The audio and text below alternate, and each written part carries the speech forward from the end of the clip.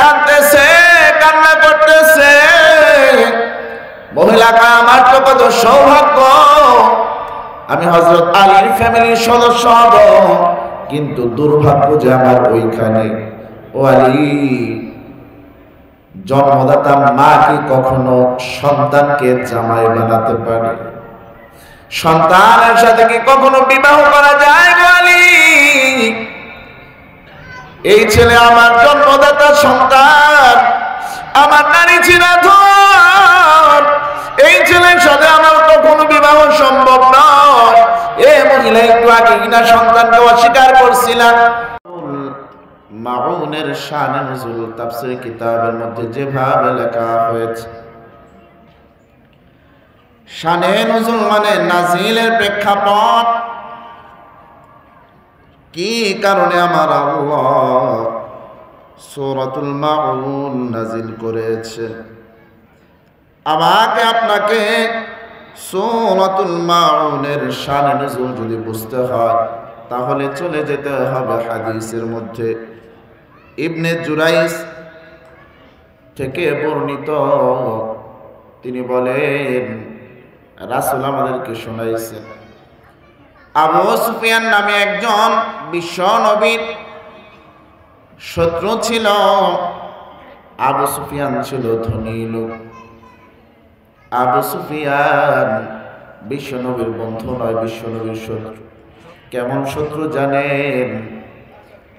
মক্কা বিজয়ের পর বিশ্ব নবী চিঠির মাধ্যমে বিভিন্ন রাজা বাদশাকে দাওয়াত দিতেন। রোম সম্রাটকেও যখন দাওয়াত দিয়েছেন, রোম সম্রাট বলেছে মুহাম্মদকে চিনে, মক্কা সম্পর্কে জানে, এমন কোন লোক আছে কিনা ধরে নিয়ে আস।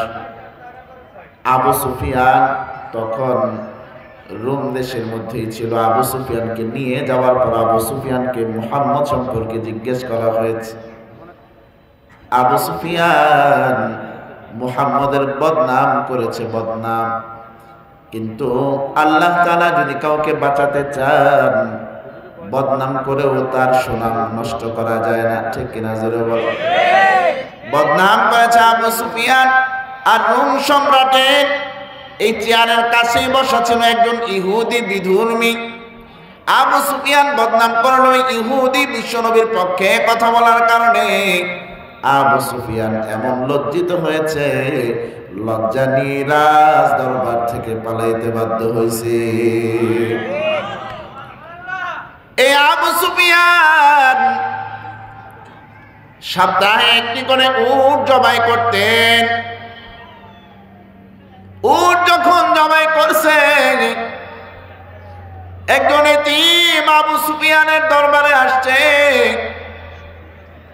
এতিম আইসা বলতেছে, আবু সুফিয়ান, আপনাকে আল্লাহ ধনী বানাইছে, আমাকে কি 1 কেজি গোশত দেওয়া যায়? আপনার তো অনেক ধনী, প্রতি সপ্তাহে উট জবাই করেন।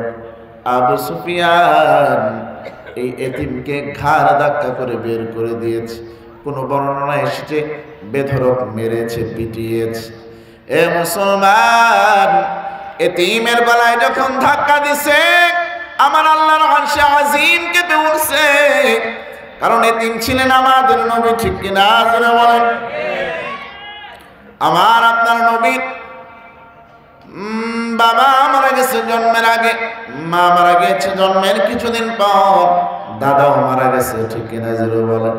এই জন্য আমার আল্লাহ এতিমের কষ্ট সইতে পারে না, নবীও সইতে পারে না। যখন এতিমের গলায় ধাক্কা দিয়েছে, এতিম যখন চোখের পানি ফেলছে, আমার আল্লাহ সইতে না পাইরা সাথে সাথে সূরাতুল মাউন নাযিল করে দিয়েছে। সূরা মাউন নাযিল হয়ে গেছে এতিমের পক্ষে। কার পক্ষে জুড়ে বলে? এতিমের পক্ষে নাযিল হয়ে গেছে। খেয়াল করে দেখেন, 3 নাম্বার পয়েন্টে আমরা চলে যাই। প্রত্যেকটা পয়েন্টে 1 ঘন্টা করে কথা বলার সুযোগ ছিল, সেই সময় নেই। 3 নাম্বার পয়েন্ট হলো সরল তর্জমা। কি তর্জমা বলেন? সরল তর্জমা। আল্লাহ পাক রব্বুল আলামিন যেহেতু সূরাতুল ইয়াতিম বা সূরাতুল মাউন আল্লাহ নাযিল করেছেন এতিমের পক্ষে, দেখি কি বলে আল্লাহ। প্রথম আয়াত আল্লাহ বলে, আরাআইতাল্লাযী ইউকাযযিবু বিদ্দীন, আপনি দেখেছেন তাকে যে বিচার দিবসকে মিথ্যা বলে, ফাযালিকাল্লাযী ইয়াদউল ইয়াতীম, সে সেই ব্যক্তি যে এতিমকে গলায় ধাক্কা দেয়, ওয়ালা ইয়াহুদ্দু আলা তুআমিল মিসকিন, এবং মিসকিনকে খাবার দিতে উৎসাহিত করে না। ফাওয়াইলুল লিল মুসাল্লিন, অতএব সে সব নামাজি, আল্লাযীনা হুম আন সালাতিহিম সাহুন, যারা তাদের নামাজ সম্বন্ধে বেখবর, আল্লাযীনা হুম ইউরাউন, যারা তা লোক দেখানোর জন্য করে, ওয়া ইয়ামনাউনাল মাউন, নিত্য ব্যবহারের বস্তু অন্যকে তারা দেয় না। এ মুসলমান ভাই আমার, সূরাতুল মাউনের মধ্যে মৌলিকভাবে আমার আল্লাহ দুইটা বিষয়ে কথা বলছেন। খেয়াল করে দেখেন, এক নম্বর বিষয়, পরকালে যারা অবিশ্বাসী আমার আল্লাহ তাদের বাহ্যিক দুইটি বৈশিষ্ট্যের কথা বলেছেন, আর আখিরাতে যারা ক্ষতিগ্রস্ত তাদের তিনটি বৈশিষ্ট্যের কথা বলছেন। বিষয় খেয়াল রাখলে আলোচনা মস্ত সহজ হবে। সূরাতুল মাউনে মৌলিকভাবে বিষয় কয়টা? জোরে বলেন কয়টা? যারা পরকাল বিশ্বাস করে না তাদের কয় গুণ আসছে, আর যারা আখিরাতে ক্ষতিগ্রস্ত তাদের কয় গুণ?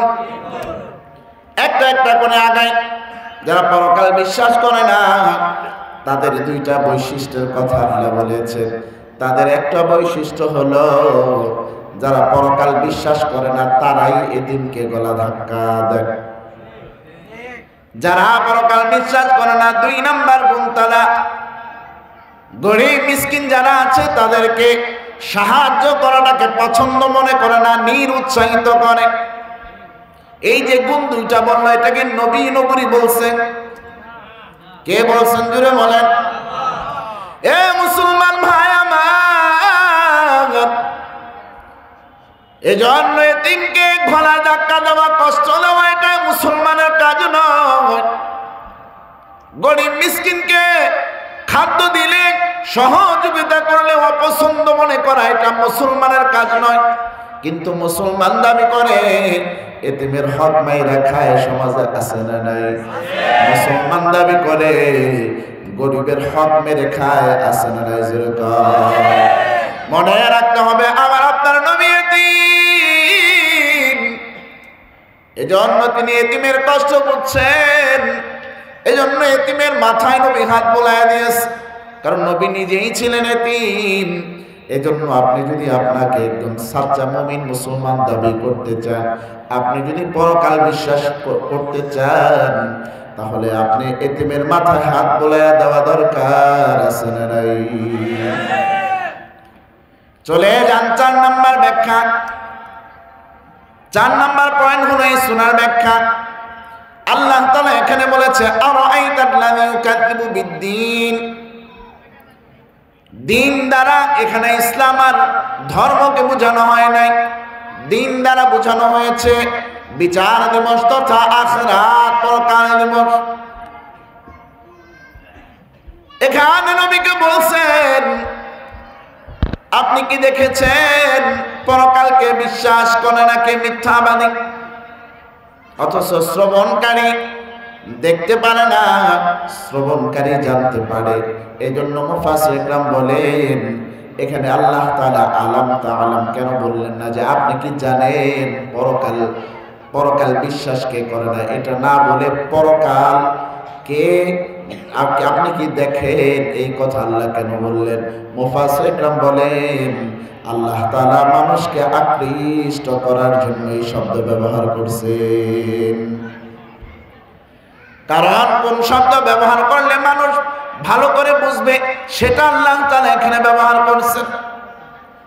এই জন্য এখানে উদ্দেশ্য হইল, আপনি কি জানেন পরকালকে কে বিশ্বাস করে না, কে পরকালকে মিথ্যা বলে?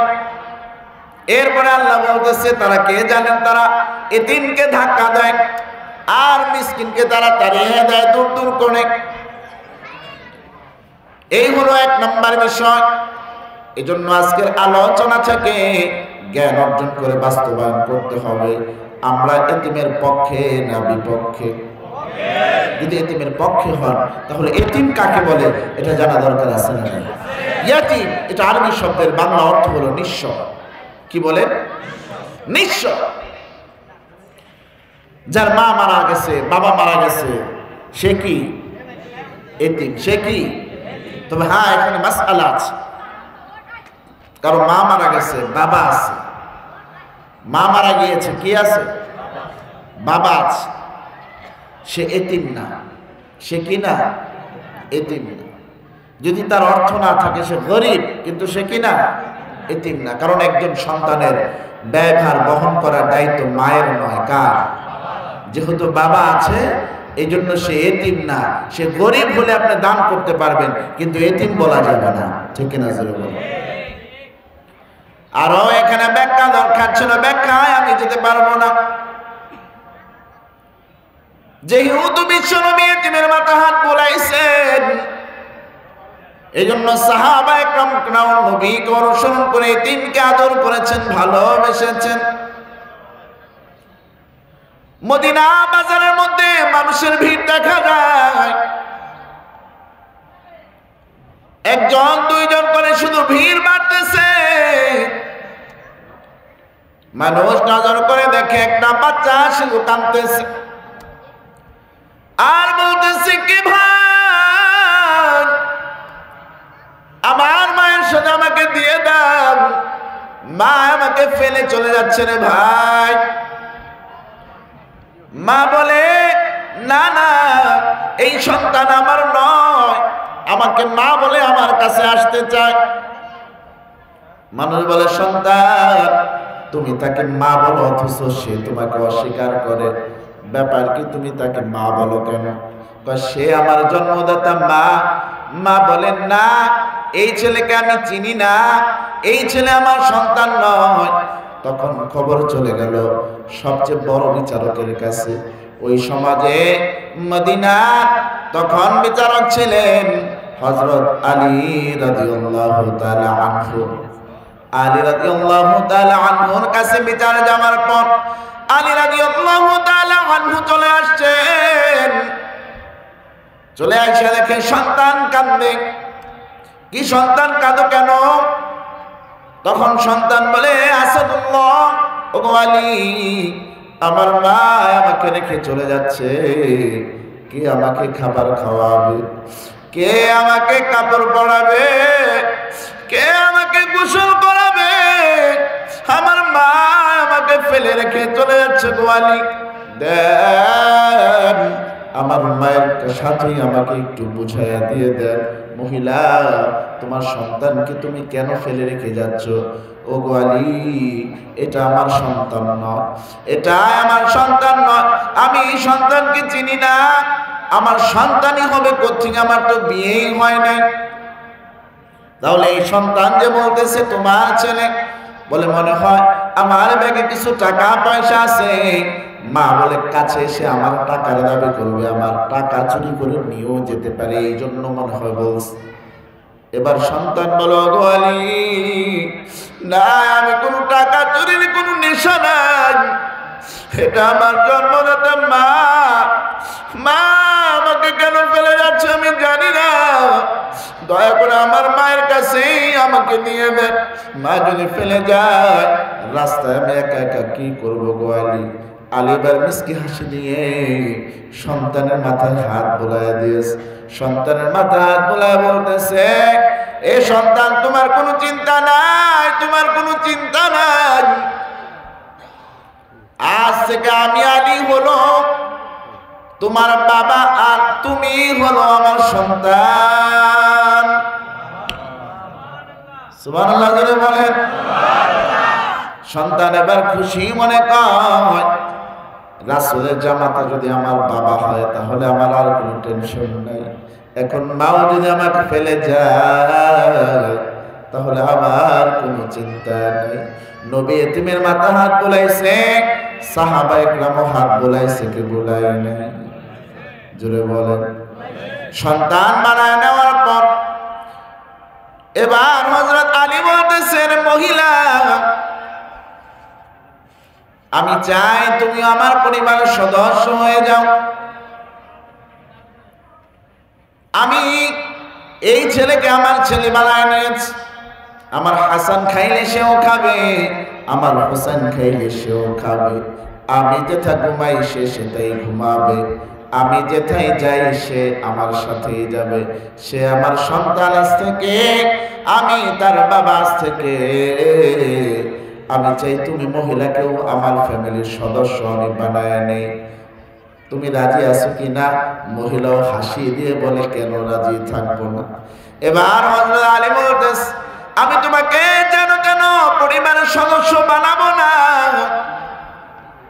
আপন সদস্য বানাতে চাই। আমি তোমাকে আমার পুত্রবধূ বানাতে চাই। তুমি নিজে এখানে শুনছ এই ছেলেকে আমার পুত্র, আমার ছেলে আমি বানাই দিয়েছি। বাবা তার ছেলেকে বিবাহ শাদী করাতে পারে। আমি আমার এই ছেলের সাথে তোমাকে এখনই বিবাহ করাতে চাই। আমার এই ছেলের বউ বানাইয়া তোমাকে আমার ঘরে উঠাতে চাই। এ মুসলমান ভাই আমার, মাঠ বড় শ্রোতা, কিন্তু কথা বেশি বলতে পারলাম না। গাড়ি আমার জন্য রেডি, সাইনবোর্ড। আগামীকাল আমার চট্টগ্রাম প্রোগ্রাম, এই জন্য লম্বা কথা বলতে পারলাম না। দোয়া করা যাবে তো ইনশাআল্লাহ? তাহলে কথাটা কিভাবে ফিনিশিং দিয়ে খেয়াল করেন।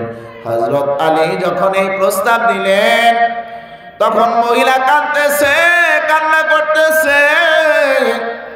মহিলা কয় আমার তো কত সৌভাগ্য, আমি হযরত আলীর ফ্যামিলির সদস্য হব, কিন্তু দুর্ভাগ্য যে আমার ওইখানে। ও আলী, জন্মদাতা মা কি কখনো সন্তানকে জামাই বানাতে পারে? সন্তানের সাথে কি কখনো বিবাহ করা যায় গো আলী? এই ছেলে আমার জন্মদাতা সন্তান, আমার নারী চিরাধন। এই ছেলের সাথে আমার কখনো বিবাহ সম্ভব নয়। এ মহিলা একটু আগে কিনা সন্তানকে অস্বীকার করছিলাম, এখন আবার বলতেছো নিজের সন্তান। ব্যাপার কি রে মহিলা, ব্যাপার কি? এবার মহিলা কয় যুদ্ধে আমার স্বামী মারা গিয়েছে, আমার বিবাহ হয় না সন্তানের কারণে। এজন্য আমি ভাবছি সন্তানটা কোন রকম যদি দূরে সরাইতে পারি তাহলে আমার কারোর সাথে বিবাহ হবে, আমার জীবনটা চলে যাবে। তবে হযরত আলী, আমি আমার সন্তানকে দূরে সরাবার জন্য অন্য কোন জায়গা পছন্দ করি না, মদিনাটা পছন্দ করছি। কারণ আমি ভালো করে জানি মদিনাতে আনসার সাহাবী আছে। এই আনসার সাহাবীরা যদি আমার ছেলেকে পায়, অন্তত পক্ষে আমার ছেলেকে না খাওয়াইয়া কষ্ট দিবে না, না খাইয়ে কষ্ট দিবে না। এই জন্য আমি মদিনায় ফেলে রেখে আমার নিজের জীবন আমি বাঁচাতে চাইছি বিদায় সন্তানকে পরিচয় দিতে চাই নাই। কিন্তু হযরত আলী কত জ্ঞানী, এমন ভাবে ফয়সালা করছে মা শিকার যাইতে বাধ্য হয়েছে। ঠিক কিনা জুড়ে বলেন? এর আগের শিক্ষা হলো হযরত আলী এই সন্তানকে সন্তান বানায় নিয়েছে। ঠিক কিনা জুড়ে বলেন? এই জন্য যেখানে এতিম গরিব মিসকিন আছে সেখানে আমরা তাদের পক্ষে থাকা দরকার আছে না নাই? এই জন্য বিভিন্ন জায়গা মসজিদ মাদ্রাসা